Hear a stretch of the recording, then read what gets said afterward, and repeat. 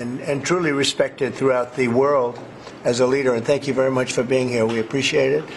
And we're going to be having a meeting in the Oval Office in a little while where you'll be invited back and you can ask some questions. It's also a pleasure to have my friend who did such a good job at NATO, my great friend, right? So you really did. We started off, they had no money, and they ended up having a lot of money. After we said, you got to pay up. But you did a fantastic job, and thank you very much. And I'm glad you're here. Glad we meet each other again under these circumstances. So we'll be meeting in a little while at the Oval Office, and if you have maybe one or two questions, we'll do it now. And after that, we'll go to the Oval. Yes. Mr. President, on Russia, do you still believe that Putin is serious about peace given the events overnight in Ukraine? And if that bombing doesn't end, are you considering new sanctions on Russia? So we are thinking that very strongly that they both want peace, but they have to get to the table. We're waiting a long time. They have to get them to the table, and I think we're going to get peace. We want to save 5,000 young people. I used to say 2,500. I now say 5,000.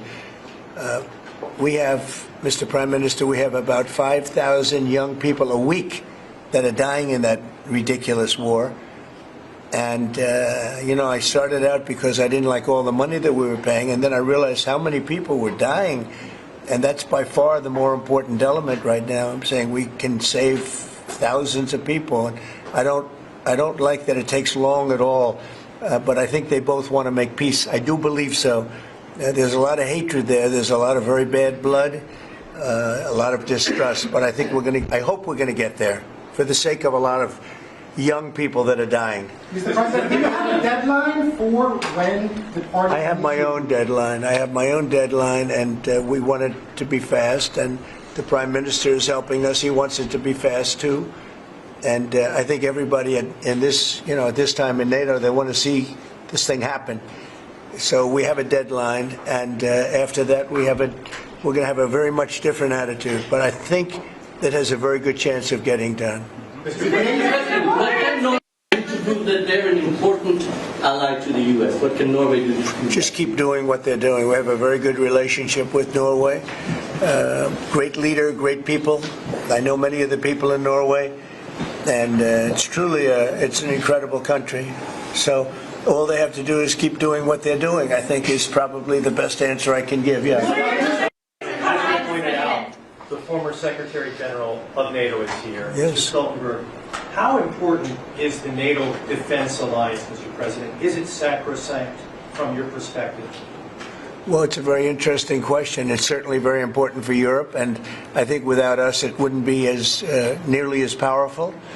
And as the former Secretary General, who did a great job, can tell you, I played when I was there a very big role in making sure that NATO is funded by the 28, at that time they had 28 countries, including us, because many of the countries weren't paid, and they ended up being paid, you would say, and the Secretary General was very nice about it as far as I was concerned. Other presidents went in, they made a speech, and they left, and that kept going on, and, you know, in the meantime, they had no money. And the United States was paying far more than its fair share. You could say that they were paying, I actually said sometimes it looked like 100%, and it was unfair. And the two of us worked very well together, and we took care of the situation. There are some... Mr. President, yeah, please, go ahead. The Norwegian statistics are showing that the U.S. actually has a trade surplus with Norway. Are you going to be looking into that and see which of the countries are actually in a trade surplus? Yeah, well, with the United States, almost everybody has a surplus. But not in it's really an amazing phenomenon. No, there's a surplus of a couple of $2 billion, I think you have with us. I congratulate you. That's very good. We got to get a little bit of that for ourselves, maybe, but they do have a surplus. Norway has a surplus. Mr. President, in the current tariff situation, analysts have pointed out that the U.S. actually need allies Do you consider Norway as a possible ally in the situation? I think Norway's always been an ally. They've been somebody we've been very close to, very friendly with. Maybe more so now with me than other people, but I think Norway's always been a great ally, yeah. Norway's been a friend. That's a very strange question, actually, because the U.S. is our lead ally, and we build on a relationship which we will talk about now, Mr. President. Yeah. It's of high relevance, and I'm very happy that we have Secretary of State and Secretary of Defense. So this is a very strong tie. But it was a question about ally in the tariff situation specifically. Tariff situation. Yes. Oh, well, that's we're talking about a little bit different subject then. We're talking about a different type of ally.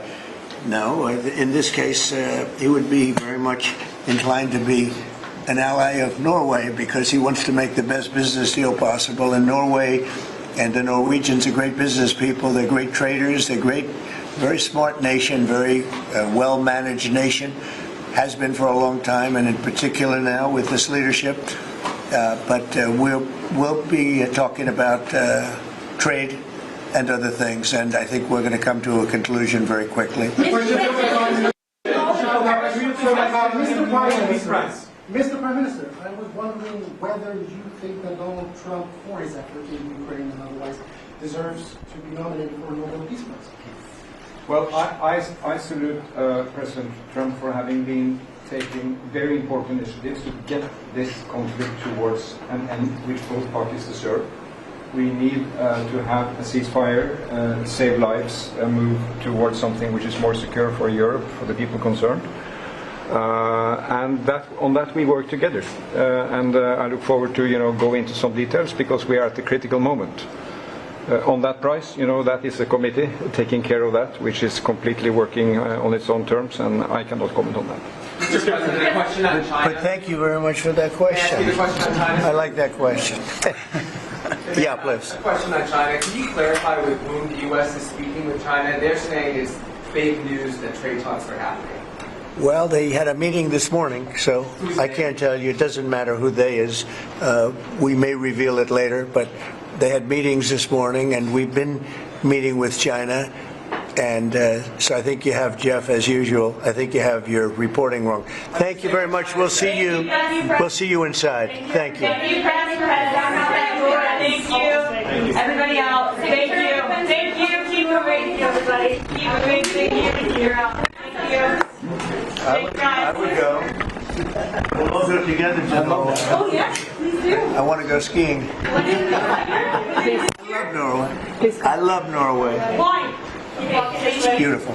And beautiful people. Thank you, Mr. President. Thank you. Thank you, guys. Okay, thank you. We head out. Thanks, everybody. Keep going. Thank you. Keep out the door. Everybody keep going. Yeah, real good.